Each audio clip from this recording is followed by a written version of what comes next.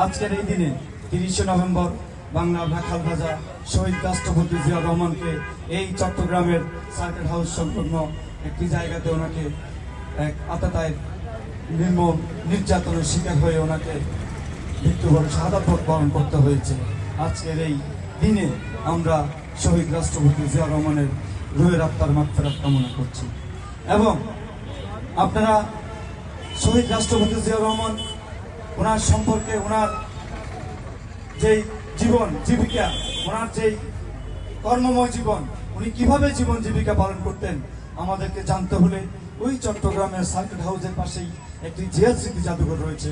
ওই জিয়া স্মৃতি জাদুঘরে আপনারা যত বেশি বেশি করে স্মৃতি জাদুঘরে যাবেন, ওখানের জিয়া স্মৃতি জাদুঘরের যেই ওনার স্মৃতি বিজড়িত যেই জিনিসগুলো রয়েছে, যে উপকরণগুলো রয়েছে, ওনার দৈনন্দিন যে ব্যবহারের যে জিনিসগুলি রয়েছে, ওগুলো যদি আপনারা যত বেশি দেখবেন তত বেশি বুঝতে পারবেন যে আসলে শহীদ রাষ্ট্রপতি জিয়াউর রহমানের তার জীবন জীবিকা, তার জীবন কিভাবে চলাফেরা করত, তিনি কিভাবে উনি ওনার জীবন জীবিকা পার করতেন।